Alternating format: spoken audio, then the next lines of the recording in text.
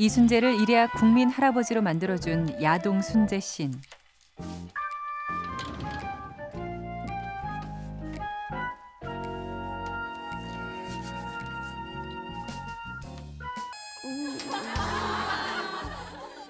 하지만 처음 대본을 받았을 땐 그도 걱정이 많았다고 한다.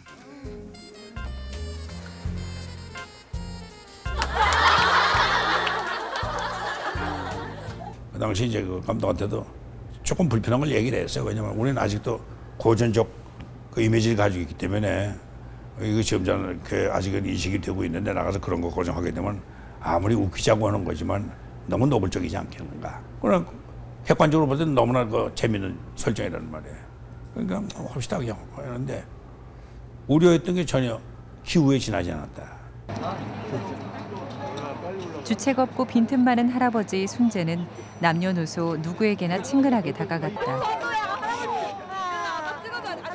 덕분에 그는 아이돌 스타 못지않은 인기를 누리고 있다. 심지어 7살짜리 꼬마도 팬이라며 사인을 해달라고 한다. 덕환이? 네. 덕환이야? 아니 김덕현. 덕현이? 네. 어제 하이킹 봤는데 할아버지랑 결혼하다가 결혼 못한 거 했어요. 봤어요. 비 많은 거 했어? 결혼식장에서? 재밌었어? 말마다 그거 찍느라고 나 고생 얼마나 했는데. 거침없이 하이킥을 하고 있을 때 만난 소아암 환자와 가족들. 그들은 이순재가 코믹 연기에 열정을 쏟도록 만든 자극제가 됐다. 거기서 그 어머니들이 그러시더라. 고맙다고. 그래서 무슨 뜻인가 했더니 우리는 이런 아들, 딸들을 가지고 있는 어머니들이다 이게. 평생 웃을 수가 없는, 웃음이 없는 어머니다. 오로지 그 시간대 보고 웃습니다. 고맙습니다 하는 얘기를 하더라고요. 그래서 내가 이제 와가지고 우리 아이들한테 야, 가또 이런 얘기를 하더라. 우리 이건 저 사회봉사자 개념에서 더 열심히 하자. 더 재밌게, 더 즐겁게 만들어주자.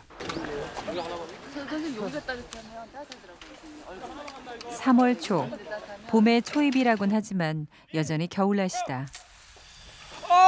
순재 어떡해요? 그냥도 추운 날씨에 비까지 내리는 설정. 하지만 바로 NG다. 출연자가 많은 씬일수록 한 번에 가기란 쉽지 않다. 미스 순재 어떡해요? 뭘 어떻게 가게? 하지 마! 순재는 오늘도 한바탕 웃겨줬다.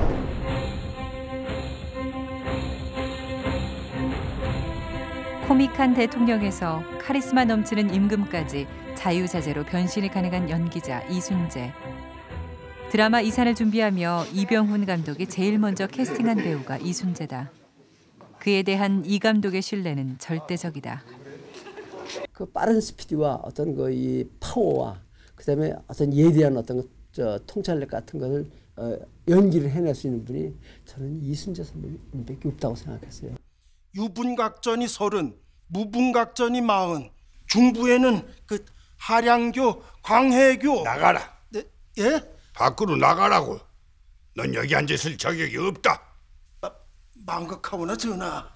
3월에 있었던 모의장과 입전의 분쟁은 입전을 난전으로 지목하여 규제하였고 6월 야장과 잡철절의 분쟁은 매입권을 4활과 6활로 나누게 하고 주피장, 총장, 가치장, 그는 역시 감독의 기대를 저버리지 않았다. 도전의 판매를 금하여 원료 매입권을 둘러싼 분쟁을 막도록 했다. 3편짜리요.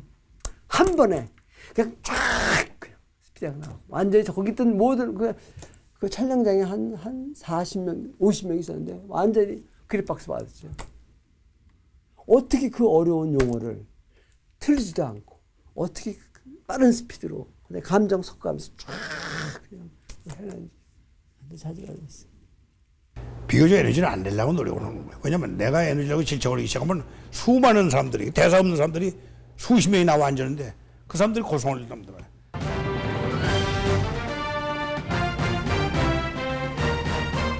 이산 출연자들에게는 악몽으로 기억되는 씬이 있다. 시작하라.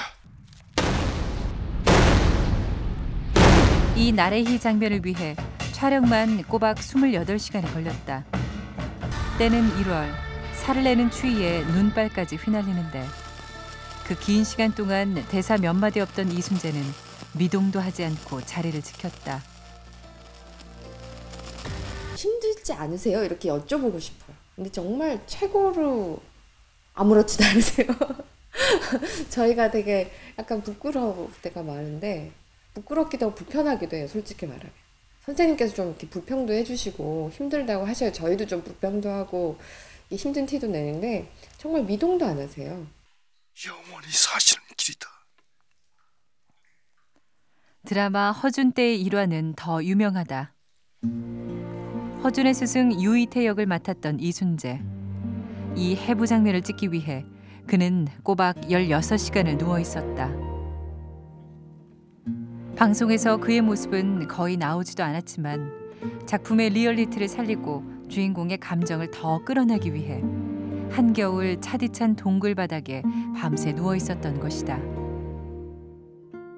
그렇게 춥고 고생스러우신데도 단 한마디의 불평도 안 하시고 그렇게 계신 모습을 봤을 때 후배로서 굉장히 좀 그건 어떤 뭐 언어로서 표현할 수 없는 그런 어떤 가슴 뭉클한 그런 부분이 있었죠. 연극 무대는 배우 이순재에게는 고향 같은 곳이다. 스님 그만 들어가십시오 스님. 그는 연극을 통해 처음 연기를 배웠다. 대학 3학년, 그의 나이 22살 때였다. 돌아가시면 전 저를 떠나겠습니다. 여전히 연극을 통해 에너지를 얻는다는 그다. 천생만ገብ토록 개돼지 뱃속에나 태어날로.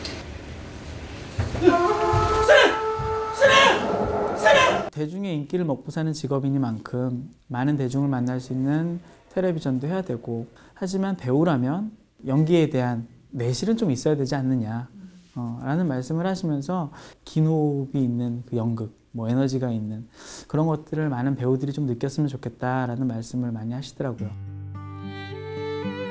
함경도 회령 출신인 이순재는 비누공장을 운영하던 부모님 밑에서 비교적 유복한 유년 시절을 보냈다.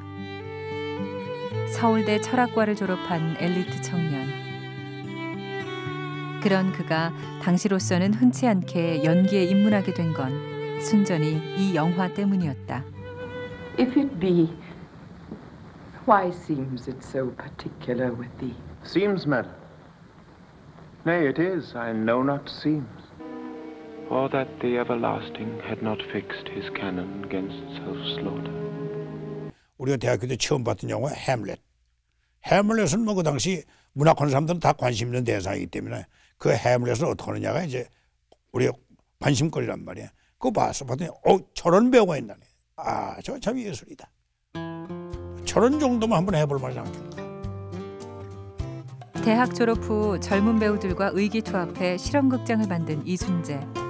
군 제대 후엔 더욱 연기에 매진한다. 사서 고생하는 아들을 부모가 반길리 만무했다. 집에 제대로 말도 못하고 무대에 서던 어느 날 극단으로 아버지가 찾아왔다. 보나마나 꼴이 뻔했을 거예요. 말라가지고. 이렇게 보더니 꼭 해야 되겠냐 그러더라고. 그래서 이제는 다른 방법이 없다. 이제는 뭐 끝까지 가는 수밖에 없다 그랬더니 근데 우리 아버지가 하신 얘기가 있어요. 이렇게 보더니 그래 앞으로의 세상은 뭘 하든지 인류가 되면 밥을 먹지 않겠냐. 이제 나한테 감출 필요 없다. 마음대로 해라. 타고 가시더라고. 그리고 이제 집하고 용돈을 주고 가시더라고.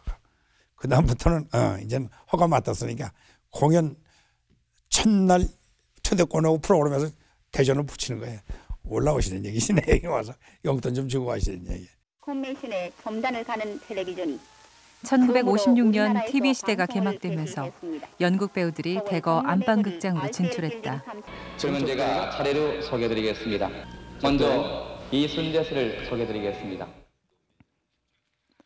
이순재 역시 신인 유망주로 소개되며 카메라 앞에 섰다. 이 세상에 한 분밖에 안 계신 어머니. 작은 키 때문에 그를 외면했던 영화계도 뒤늦게 그의 실력을 인정해줬다. 약까지 왔습니다. 약은 이분이 주셔서 먹었어요. 퍽 잘 듣네요. 전 이미 오래전부터 하란 씨에게 사랑을 느끼고 있었습니다. 당시엔 하루에 영화 4편에 겹치게 출연하는 일도 종종 있었는데 순전히 경제적인 이유 때문이었다. 지금처럼 뭐 영화 한 편 출연하고 드라마 한 편 출연해서 어느 정도 생계가 유지될 수 있는 조건이라면 뭐 그렇게 바쁘게 굴지 않았을 거예요. 근데 우리 때만 해도 영화 한 편 가지고는 안 되겠고 최소한도 10편 정도는 동시에 작업에 들어가야 되는 거고 텔레비전 드라마도 한 프로 가지고는 안 되고 보통 2%, 3%는 해야 현상 유지가 되는. 드라마 출연료가 하루 밥값의 교통비 정도였을 때였다. 급기야 아내는 만두 가게를 차렸다. 그 뭐 구청도 가야 되고 왔다 갔다 하는 데가 많더라고. 또 조그만 거 보면. 그래서 자꾸 끌고 다니려고 그래서 내가 이거 봐. 이거 자꾸 여기다 신경 써서 날 만두 장사 시키면 난 이 연기를 못한다 이거야. 대단히 미안한 얘기지만 난 죽어도 이걸 해야 될 사람이니까 여기에 나 정신을 팔게 하지 마라. 1964년 동양방송 TBC가 개국에 맞춰 공채 탤런트를 모집했다. 오현경, 이낙훈, 김순철 등 TBC 공채 1기로 선발된 남자 연기자는 모두 6명. 그 가운데 이순재도 있었다.